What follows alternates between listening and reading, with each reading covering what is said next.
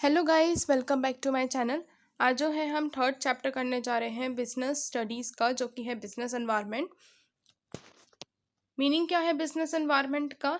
Environment का मतलब होता है एवरीथिंग दैट सराउंड अस, यानी हर एक वो चीज़ जो हमारे इर्द गिर्द घूम रही है, हमारे आसपास है।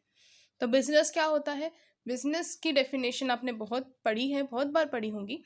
बिजनेस का मतलब होता है कि ऐसा काम करना जो कि डेली बेसिस पर आप काम कर रहे हैं, साथ ही साथ किस मोटिव से काम होना चाहिए? To earn profit which is done on regular basis. Business is any activity which is done on regular basis and to earn profit. Main motive is to earn profit.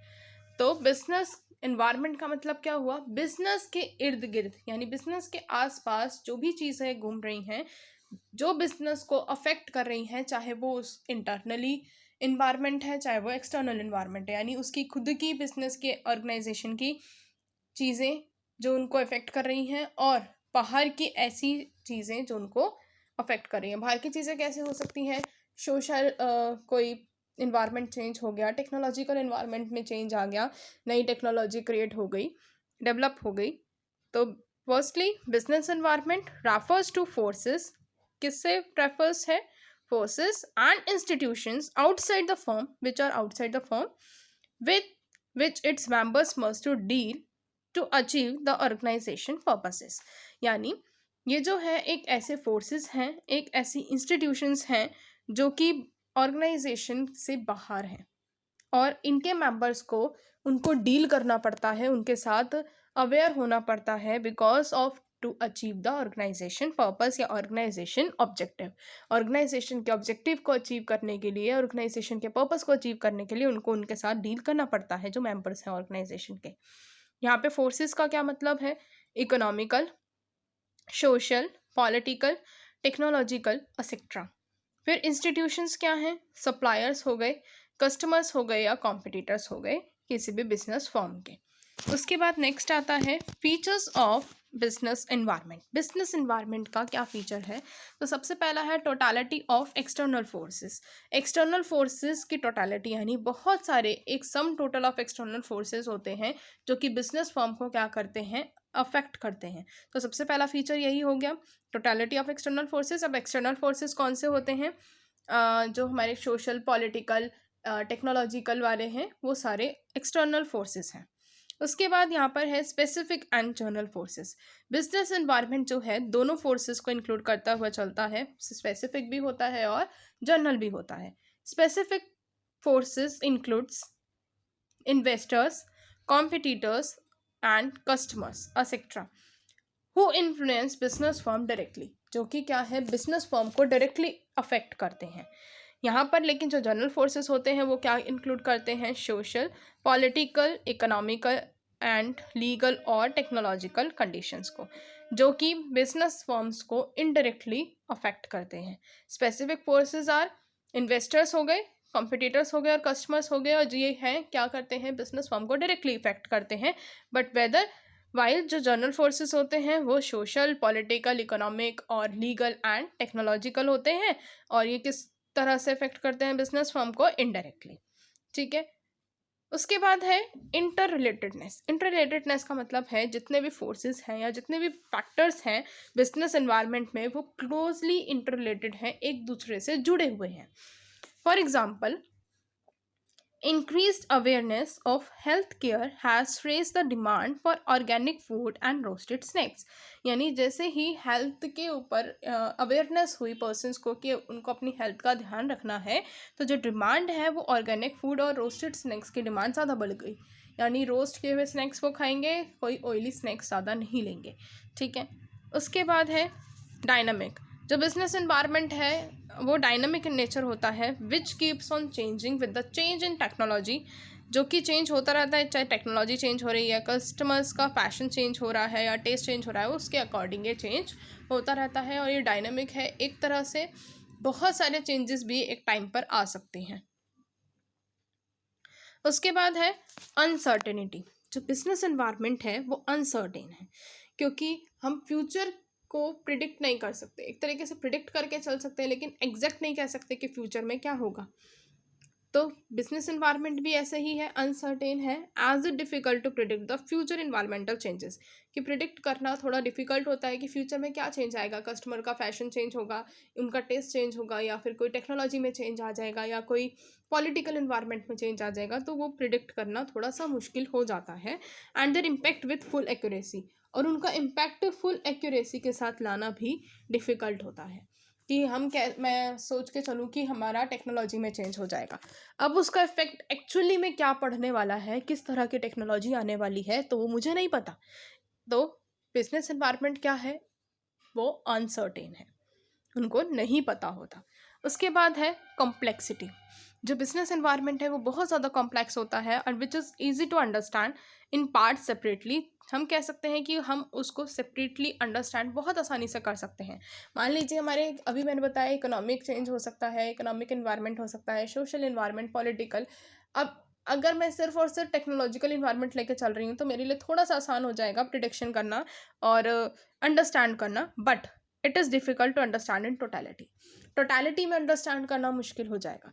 अगर मेरे को सारे इन्वायरमेंट की ही जानकारी लेनी है, उसकी अवेयरनेस लेनी है, उनको अंडरस्टैंड करना है, तो वो मुश्किल हो सकता है, और वो होता ही है। तो इसलिए जो बिजनेस एनवायरनमेंट है वो बहुत ज़्यादा कॉम्प्लेक्स इन नेचर होता है। उसके बाद है रिलेटिविटी। रिलेटिविटी का मतलब है, जो बिजनेस एनवायरनमेंट है वो एक रिलेटिव कॉन्सेप्ट है, whose impact differs from country to country, region to region and firm to firm. ये चेंज होता रहता है, कंट्री से कंट्री में भी चेंज हो सकता है, रीजन टू रीजन या firm to firm. For example, a shift of preference from soft drinks to juices will be welcomed as an opportunity by juice making companies, while a threat to soft drink manufacturers. यहाँ पर क्या है कि जो preference है soft drink से लेकर juices तक का, यानी अब जो ज़्यादा प्रेफरेंस किस पर जा रहा है, जूसेस पर जा रहा है, सॉफ्ट ड्रिंक्स कम खरीदने लग रहे हैं लोग। तो इसके लिए क्या हुआ, एक अपॉर्चुनिटी तो मिल गई, किसको मिल गई, जूस मेकिंग कंपनीज को। और थ्रेट किसके लिए बन गया, सॉफ्ट ड्रिंक मैन्युफैक्चरर्स के लिए थ्रेट बन गया, कि उनकी अब जो सॉफ्ट ड्रिंक्स है वो ज़्यादा नहीं बिकेगी, बिकॉज ऑफ जूसेस ज़्यादा बिकेंगे। और इसका एक और एग्जांपल हम ले सकते हैं रिलेटिव कॉन्सेप्ट का, कि जो यहाँ पर इंडिया में जो है साड़ी का फैशन है, लेकिन अगर कहीं अदर स्टेट में देखा जाए, अमेरिका में, तो वो साड़ी का फैशन इतना नहीं है, तो साड़ी यहाँ पर ज़्यादा बिकेंगी, लेकिन अगर वहाँ पर हम साड़ीज़ बेचने जाएंगे तो वहाँ पर जो है वो नहीं बिकेंगी, वो थ्रेट होगा वहाँ के लिए। यहाँ के लिए बहुत अच्छी अपॉर्चुनिटी हो सकती है। तो रिलेटिव कॉन्सेप्ट है, कंट्री टू कंट्री अलग हो सकता है, रीजन टू रीजन भी और फॉर्म टू फॉर्म भी। उसके बाद है importance of business environment.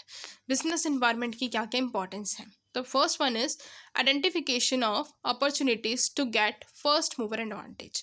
First mover advantage की अपॉर्चुनिटी ले सकते हैं अगर हाँ किसी भी ऑर्गेनाइजेशन ने बहुत अच्छे से बिजनेस एनवायरनमेंट को अंडरस्टैंड कर लिया, तो वो उसकी एडवांटेज को बहुत अच्छे से ले सकता है। यहाँ पर हम लोग किसकी एनालिसिस करते हैं, स्वॉट analysis. S means strength, T means, यहाँ पर जो स्वॉट एनालिसिस का मतलब होता है, देखिए यहाँ पर हम कह सकते हैं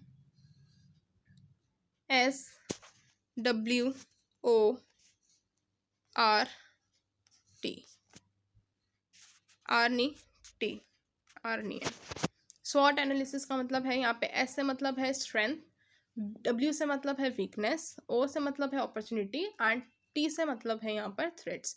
यहाँ पर हम ये देखते हैं कि हमारी क्या स्ट्रेंथ है, मीन्स जो ऑर्गेनाइजेशन है उसकी क्या स्ट्रेंथ है, उसकी क्या वीकनेस है, वो कहाँ पर वीक पड़ रही है, उसको क्या अपॉर्चुनिटी मिल रही है, और उसको क्या थ्रेट्स मिल रहे हैं। तो वो हम एनालाइज करते हुए चलते हैं बिजनेस एनवायरनमेंट में। और यहाँ पर क्या होता है कि वो पहला एडवांटेज ले सकती है। जैसे जो मारुति कंपनी है उसने सबसे पहला एडवांटेज लिया स्मॉल कार्स बनाने का, बिकॉज जो मिडल पर्सनस हैं उनको कार्स की नीड है, लेकिन वो स्मॉल कार्स की ज़्यादा प्रेफरेंस बढ़ रही थी, तो सबसे पहले उसने क्या कर ली, एक अपॉर्चुनिटी गेन कर ली थी, और क्या ले लिया था, फर्स्ट मूवर एडवांटेज। उसके बाद है आइडेंटिफिकेशन ऑफ थ्रेट्स। अब थ्रेट्स को आइडेंटिफाई करना, कि करेक्ट नॉलेज होनी चाहिए बिजनेस एनवायरनमेंट की, जो कि हेल्प करता है ऑर्गेनाइजेशन को कि थ्रेट्स को आइडेंटिफाई कर सके, और उसके ऊपर क्या क्या उसके इफेक्ट पड़ रहे हैं उसको भी आसानी से आइडेंटिफाई कर सके। For example, Bajaj Auto made considerable improvements in its two-wheelers when Honda and other companies enter the auto industry. यहाँ पर क्या हुआ, अब उसको थ्रेट पता चल गई कि जो बजाज ऑटो है उसने अपनी ना जो टू व्हीलर्स हैं उसमें इम्प्रूवमेंट करनी स्टार्ट कर दी, बिकॉज कि उसको ये पता चला कि जो होंडा एंड अदर कंपनीज वगैरह हैं वो एंटर करने वाली हैं ऑटो इंडस्ट्री में। तो उसने फटाफट से क्या कर दिया, अपना चेंज कर दिया, इम्प्रूवमेंट करनी स्टार्ट कर दी। तो अगर उनको आइडेंटिफाई हो जाएगा कि उनको क्या थ्रेट है, कौन उनके साथ compete करने आ रहा है, तो वो अपनी इम्प्रूवमेंट्स कर सकते हैं। अभी इसका एक और एग्जांपल हम ले सकते हैं कि मान लीजिए मार्केट में कोई एमएनसी आने वाली है, तो जो स्मॉल प्रोड्यूसर्स वगैरह हैं वो अपनी क्वालिटी ऑफ गुड्स को और अच्छे से इम्प्रूव करें कि जो उनके साथ एमएनसीज हैं उनके साथ वो क्या कर सके, compete कर सके। तो ये उनके वो थ्रेट पता चल गया तो उन्होंने क्या करा, इम्प्रूवमेंट कर दी। अब third one is tapping useful resources. Useful resources को टैप करना, यानी जो business environment makes available various resources such as capital, labour, machines, raw material etcetera to a business firm. Business firm को बहुत सारे जो भी अवेलेबल रिसोर्सेज होते हैं और जो उनको ज़रूरी हैं वो सारे उनको देती टैप करने पड़ते हैं, यानी खोजने पड़ते हैं और अवेलेबल कराने पड़ते हैं। लाइक कैपिटल हो गया, लेबर एंड मशीन्स और रॉ मटेरियल वगैरह। और in order to know the availability of resources की अवेलेबिलिटी को पहचानने के लिए, यानी जानने के लिए कि कितने रिसोर्सेज हमें चाहिए, and making them available on time, time पर अवेलेबल करना with economical price, knowledge of business environment is necessary. इसके लिए जो है बिजनेस एनवायरनमेंट की जो नॉलेज है वो बहुत ज़्यादा रिक्वायर्ड पड़ती है, बहुत ज़्यादा ज़रूरी है कि आप अच्छे से उस रिसोर्सेज को अवेल करा सकते हैं और साथ ही साथ एक इकोनॉमिकल प्राइस यानी बहुत लो प्राइस पर भी कैसे करा सकते हैं, और अवेलेबिलिटी हमें पहचानने के लिए कि कितनी ज़रूरत है, एक्चुअल में कितने रिसोर्सेज अभी और चाहिए या एक्चुअल में टोटल रिसोर्सेज हमें कितने चाहिए, उसके लिए बिजनेस एनवायरनमेंट को जानना बहुत ज़्यादा ज़रूरी है, उसकी नॉलेज लेना ज़रूरी है। उसके बाद है कॉपिंग with rapid changes.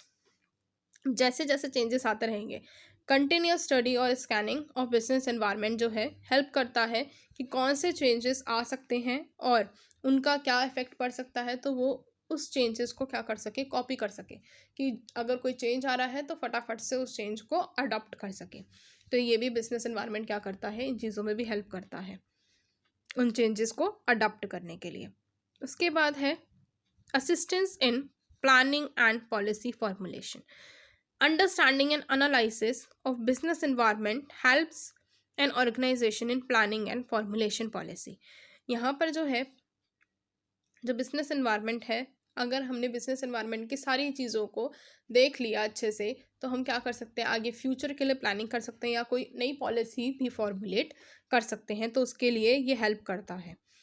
For example, ITC hotels plan new hotels in India after observing boom in tourism sector. यानी उन्होंने पहले ऑब्जर्व किया कि टूरिज्म सेक्टर में बहुत ज़्यादा बूम पीरियड चल रहा है, तो ITC जो होटल्स हैं फिर उन्होंने क्या किया, इंडिया में न्यू होटल्स खोलने की प्लानिंग करी। तो ये कब प्लानिंग हुई, जब उन्होंने बिजनेस एनवायरनमेंट को चेक किया। ठीक है, तो बिजनेस एनवायरनमेंट का एनालिसिस हेल्प करता है नई प्लानिंग में और पॉलिसी फॉर्मुलेशन में। उसके बाद है helps in improving performance. Performance को इम्प्रूव करने में हेल्प करता है।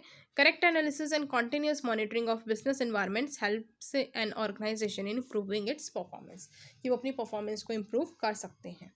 ढंग से एनालिसिस कर लिया कि हमें क्या अपॉर्चुनिटी मिल रही है, हमें क्या थ्रेट मिल रहा है। अगर उनको नहीं पता होता कि कोई अपॉर्चुनिटी मिल रही है या कोई थ्रेट मिल रहा है, तो वो अपनी जैसी बिजनेस चलाते रहते। कोई थ्रेट होता तो उनके बिजनेस पर बहुत बड़ा इफेक्ट पड़ जाता, कोई अपॉर्चुनिटी होता तब भी इफेक्ट पड़ जाता। ठीक है, उसके बाद है dimensions and components of business environment. Business environment की क्या क्या डायमेंशंस हैं और क्या क्या कंपोनेंट्स वगैरह हैं। तो first one is economic environment. It has immediate and direct economic impact on a business के ऊपर ये इमीडिएट और डायरेक्ट इम्पैक्ट डालता है, जहाँ पर ये हम बहुत कुछ फैक्टर्स हैं। रेट ऑफ इंटरेस्ट क्या है, इन्फ्लेशन रेट क्या है, change in the income of people, monetary policy क्या है गवर्नमेंट की, प्राइस लेवल क्या है, एक्सेट्रा और some economic factors which could affect business firm, जो कि बिजनेस फर्म्स को अफेक्ट कर सकते हैं। कि अगर रेट ऑफ इंटरेस्ट क्या मिल रहा है या कितना देना पड़ेगा, क्या इन्फ्लेशन रेट है, पब्लिक की जो पर्सनस हैं उनकी इनकम में कितना चेंज आया है, क्या उनकी इनकम कम हो गई है, उनकी यानी परचेसिंग पावर कम हो गई है या परचेसिंग पावर बढ़ गई है, तो उससे डिमांड बढ़ेगी, सप्लाई बढ़ेगी। यानी ये जो फैक्टर सारे होते हैं इकोनॉमिक के, ये भी इफेक्ट करते हैं एक बिजनेस फर्म को। उसके बाद है सोशल इन्वायरमेंट। सोशल इन्वायरमेंट में क्या बोला गया है, it includes various social forces such as customs, beliefs, literacy rate, educational levels, lifestyle values, ये सारे के सारे क्या हैं, सोशल फोर्सेस हैं कि जो बिजनेस एनवायरनमेंट है उसको ये क्या करते हैं, इफ़ेक्ट करते हैं। कितना लिटरेसी रेट है, कितने जो लाइफस्टाइल है पर्सन्स की वो कैसे चेंज हो रही है, किस तरह से एजुकेशन लेवल है, ठीक है, ज़्यादा एजुकेटेड पीपल्स हैं या कम एजुकेटेड पीपल्स हैं, ये सब क्या करते हैं, बिजनेस एनवायरनमेंट को अफेक्ट करते हैं। लाइफस्टाइल पर्सन्स का जैसे चेंज हो रहा है, मान लीजिए यहाँ पे एग्जांपल दे रखा है, nowadays people are paying more attention towards their health पर ज़्यादा अटेंशन देने लगे हैं, as a result of which जो डिमांड है वो मिनरल वाटर और डाइट कोक की ज़्यादा बढ़ रही है इंस्टेड ऑफ नॉर्मल वाटर और नॉर्मल कोक वगैरह की। And has increased while demand of तंबाकू फैटी फूड्स प्रोड्यूस प्रोडक्ट्स जो हैं हैज़ डिक्रीज। जैसे इनकी डिमांड बढ़ी तो वहाँ पर जो तंबाकू वगैरह है और जो फैटी फूड्स वगैरह हैं उनकी जो डिमांड है वो क्या हो गई, डिक्रीज़ हो गई। तो इससे भी बिजनेस इन्वायरमेंट को फ़र्क पड़ सकता है। उसके बाद है टेक्नोलॉजिकल इन्वायरमेंट। कोई भी नई टेक्नोलॉजी आती है उससे भी अफेक्ट पड़ता है किसको, बिजनेस एनवायरनमेंट को। तो it provides new and advance base and techniques of production. जो बिजनेसमैन है must closely monitor the technological changes taking place in the industry as it helps in facing competition and improving quality of product. तो जो businessman है उसको बहुत ज़्यादा closely related रहना चाहिए, उसको मॉनिटर करते रहना चाहिए कि कौन सा टेक्नोलॉजिकल चेंज आया है इंडस्ट्री के अंदर, तो जो है कंपटीशन को अच्छे से फेस कर सके और क्वालिटी ऑफ प्रोडक्ट को भी वो इम्प्रूव करने में सफल हो सके।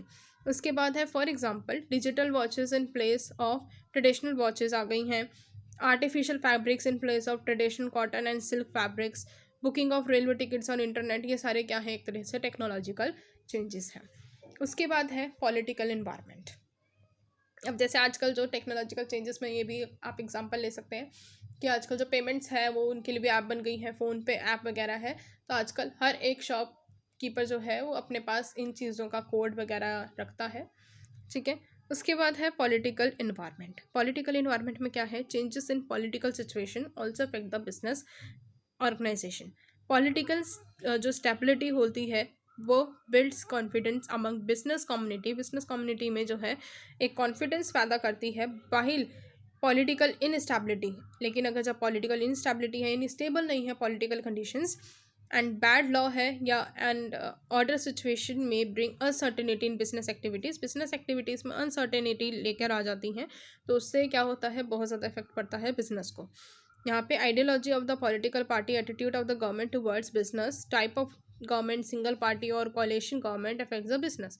यहाँ पर किस तरह की गवर्नमेंट है वो भी अफेक्ट करती है बिजनेस को, सिंगल पार्टी गवर्नमेंट है, कोalition गवर्नमेंट है, ठीक है। उसके बाद है एग्जांपल यहाँ पर गिवन है कि बेंगलोर एंड जो हैदराबाद है have become most popular locations for IT due to supportive political climate. अब जो बेंगलोर है, जो हैदराबाद है, वो सबसे ज़्यादा पॉलिटिकल जो पॉपुलर हैं लोकेशंस बन चुके हैं आईटी सेक्टर के लिए, बिकॉज ऑफ कि उनको पॉलिटिकल इन्वायरमेंट बहुत ज़्यादा सपोर्टिव था उनका, ठीक है। तो अगर सपोर्ट में होगा तो बहुत अच्छा सा काम हो जाएगा, यानी बिजनेस इन्वायरमेंट को एक अपॉर्चुनिटी मिल जाएगी। लेकिन अगर यहाँ पर वो पॉजिटिव नहीं है, सपोर्टिव नहीं है, तो क्या होगा, बिजनेस इन्वायरमेंट को इफ़ेक्ट पड़ सकता है, वो बहुत ज़्यादा डाइवर्सली इफेक्ट भी पड़ सकता है। उसके बाद है लीगल इन्वायरमेंट। लीगल इन्वायरमेंट में क्या है, ये जो है कुछ लेगिस्लेशंस या कुछ लॉज वगैरह जो पास करती है गवर्नमेंट हो गई, या एडमिनिस्ट्रेटिव ऑर्डर्स वगैरह पास होते हैं, कोई भी कोर्ट जजमेंट पास हो गई, तो उसमें जो चेंजेस आते हैं उसकी वजह से भी क्या कह सकते हैं कि बिजनेस इन्वायरमेंट को, मान लीजिए कोई नया एक गवर्नमेंट ने रूल निकाल दिया, कोई नया लॉ निकाल दिया, तो उसकी वजह से भी जो बिजनेस इन्वायरमेंट पर इफेक्ट पड़ता है, बिजनेस के ऊपर इफेक्ट पड़ता है, तो वो भी यहाँ पर कंसीडर करना या एक नॉलेज में रखना बिजनेस मैन के लिए ज़रूरी हो जाता है। तो यहाँ पे एग्जांपल दे रखा है कि advertisement of alcoholic products is prohibited.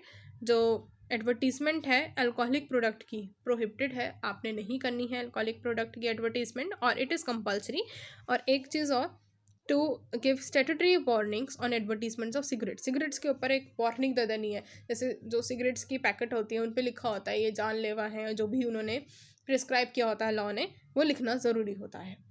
उसके बाद इकोनॉमिक एनवायरनमेंट इन इंडिया, ये वाला जो टॉपिक है ये रिलेटेड है इकोनॉमिक एनवायरनमेंट इन इंडिया कि इकोनॉमिक एनवायरनमेंट कैसा है इंडिया में। तो as a part of economic reforms जो government of India announce new economic policy in July 1991, नई इकोनॉमिक पॉलिसी गवर्नमेंट ने क्या करी थी, अनाउंस करी थी इन July 1991 for taking out the country out of economic difficulty and speeding up the development of the country. ये किस लिए की गई थी कि इकोनॉमिक डिफिकल्टी से कंट्री को बाहर निकाला जाए और साथ ही साथ डेवलपमेंट कंट्री की क्या की जाए, बहुत तेज़ी से की जा सके। तो मेन फीचर्स क्या हैं एनईपी के यानी न्यू इकोनॉमिक पॉलिसी के, R S follows. The first one is only 6 industries were kept under licensing scheme. 6 industry he licensing scheme में रखी गई कि सिर्फ और सिर्फ यही 6 इंडस्ट्रीज ऐसी हैं जिनको लाइसेंस लेना ज़रूरी होगा। फिर सेकेंड वन इज़ सबको वो कर दिया गया ना, प्राइवेट कर दिया गया इस पॉइंट में, और सिर्फ 6 इंडस्ट्रीज़ को ही लाइसेंस का स्कीम में रखा गया। उसके बाद सेकेंड पॉइंट जो है वो है the role of public sector was limited only to 4 industries, यानी जो पब्लिक सेक्टर का रोल है वो सिर्फ 4 इंडस्ट्री पर ही लिमिटेड रहा। बट आजकल 2 इंडस्ट्री पर ही था, लेकिन वो भी बहुत कम हो गया है अब। उसके बाद है third one is disinvestment was carried out in many public sector enterprises. Disinvestment कर दी गई पब्लिक सेक्टर के द्वारा, यानी जो भी पब्लिक सेक्टर ने क्या कर रखा था, कहीं ना कहीं कब्जा जमा रखा था, 51% वगैरह अपना जो है एक पावर ले रखी थी, तो वो भी डिसइन्वेस्टमेंट कर दी गई। उसके बाद है फॉरेन कैपिटल और investment policy was liberalised in many sectors, 100% direct foreign investment was allowed. यहाँ पे ये कर दिया गया कि अब जो फॉरेन इन्वेस्टमेंट्स हैं वो हो सकती हैं, डायरेक्टली आकर फॉरेन पर्सन इन्वेस्टमेंट कर सकता है, पहले ऐसी कोई परमिशन नहीं दी गई थी। उसके बाद है automatic permission was given for signing technology agreements with foreign companies. Foreign company से जो है टेक्नोलॉजी के एग्रीमेंट्स आप कर सकते हैं, इसके लिए भी परमिशन मिल गई, ऑटोमेटिक परमिशन मिल गई। जब फॉरेन कंट्री इन्वेस्ट कर सकती है तो आप उनसे बातचीत वगैरह और टेक्नोलॉजी के एग्रीमेंट्स भी साइन कर सकते हैं, तो इसकी भी ऑटोमेटिक परमिशन मिल गई थी। उसके बाद है फॉरेन इन्वेस्टमेंट प्रमोशन बोर्ड वो सेटअप। ये जो फॉरेन इन्वेस्टमेंट प्रमोशन बोर्ड है उसको सेटअप किया गया to promote and bring foreign investment in India, कि फॉरेन इन्वेस्टर्स को प्रमोट किया जा सके, कि उनको एक क्या कहते हैं, कहा जा सके कि आप आकर इन्वेस्टमेंट कर सकते हैं इंडिया में, और उनको लाया जा सके कि हाँ भाई इंडिया में आकर इन्वेस्टमेंट कर लीजिए। उसके बाद है 7 point various benefits for offer to small scale industries. बहुत सारे बेनिफिट्स दिए गए स्मॉल स्केल इंडस्ट्रीज़ को। उसके बाद है द 3 मेन स्ट्रैटेजीज, यहाँ पर 3 मेन स्ट्रैटेजीज अडॉप्ट की गई विच में बी डिफाइंड एज फॉलोज। और यहाँ पर जो भी ये 3 मेन डेफिनेशंस हैं ये क्या हैं, इसको हम बोलते हैं एलपीजी पॉलिसी। इसको हम एलपीजी पॉलिसी भी बोल सकते हैं। एलपीजी यानी first L is refers to liberalisation, P refers to privatisation and G refers to globalisation.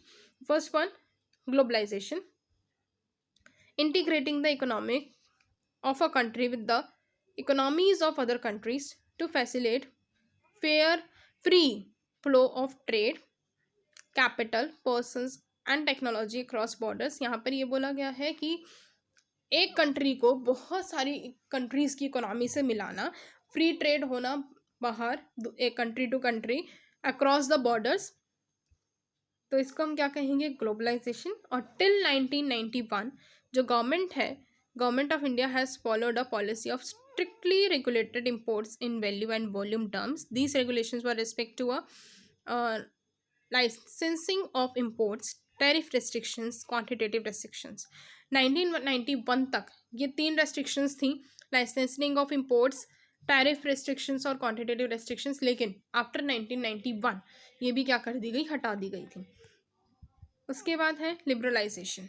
Liberalisation में क्या है, liberalising the Indian business and industry from the unnecessary controls and restrictions. उनके ऊपर से अननेसेसरी जो कंट्रोल रखा गया था, जो रेस्ट्रिक्शंस रखी गई थी, उनको हटा दिया गया, उनको रिलैक्स कर दिया गया उन रूल्स और रेगुलेशंस वगैरह से। और प्राइवेट सेक्टर को इकोनॉमिक एक्टिविटीज़ में पार्ट लेने को कहा गया, उनको अलाउ कर दिया गया कि आप पार्ट ले सकते हैं, जो कि पहले किसके थे, सारे के सारे गवर्नमेंट सेक्टर के थे, that were earlier reserved for the government sector. तो the steps taken for this were क्या क्या steps थे, abolishing licensing को हटा दिया गया, और freedom in deciding the scale of operation की फ्रीडम भी दे दी गई कि आप जितना चाहें प्रोड्यूस कर सकते हैं। पहले ऐसा नहीं था। 1991 से पहले एक प्रोडक्शन स्केल भी सेट की जाती थी कि इससे ज़्यादा प्रोडक्शन आप नहीं कर सकते, अगर करते हैं तो कंपनी को बंद कर दिया जाएगा, लॉक कर दिया जाएगा। उसके बाद है removal of restrictions on movement of goods and services. Restrictions हटा दी गई और फ्रीडम इन फिक्सिंग प्राइसेस को फिक्स करने की फ्रीडम दे दी गई। रिडक्शन इन टैक्स रेट्स में रिडक्शन दे दी गई एंड अननेसेसरी कंट्रोल। और simplifying procedures for import and export, making it easy to attract foreign capital. जो एक्सपोर्ट और इम्पोर्ट का प्रोसीजर है उसको क्या कर दिया गया, बहुत सिंपल कर दिया गया। टैक्स रेट पर भी रिडक्शन हुआ और अननेसेसरी कंट्रोल्स को भी हटा दिया गया। और जो फॉरेन कैपिटल है उसको अट्रैक्ट करने के लिए भी आसानी हो गई बिकॉज ऑफ कि जो इम्पोर्ट और एक्सपोर्ट का जो प्रोसीजर था वो भी सिंप्लीफाई कर दिया गया था। उसके बाद है प्राइवेटाइजेशन। रेफर्स क्या है, प्राइवेटाइजेशन का मतलब क्या है, refers to the reduction of role of public sector in the economy of a country की इकोनॉमी से पब्लिक सेक्टर का रोल बहुत कम कर दिया गया। सारा का सारा किसको दे दिया गया, प्राइवेट को दे दिया गया कि आप ये सारा काम करो, पब्लिक सेक्टर से कुछ ही काम अपने हाथ में रखेगा। उसके बाद है ट्रांसफ़र ऑफ ओनरशिप। यहाँ पर क्या हुआ, ओनरशिप की ट्रांसफ़र हुई and control from the private sector to the public sector. Private sector को सारा का सारा रोल दे दिया गया पब्लिक सेक्टर के थ्रू, और which can be done by sale of all some assets of the public sector enterprise. Public sector की enterprises जो हैं उनको सेल कर दिया गया। और leasing of public enterprise to a private sector, private sector को पब्लिक इंटरप्राइज को लीज पर दे दिया गया। लीज का मतलब होता है रेंट पर दे दिया गया।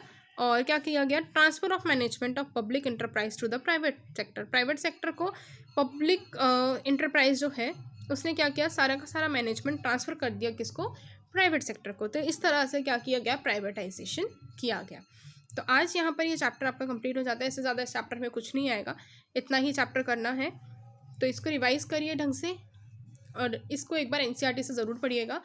And for your better going exam, जो भी आपके एग्ज़ाम्स आने वाले हैं वो उनके लिए बहुत अच्छे से तैयारी कीजिए। And bye bye.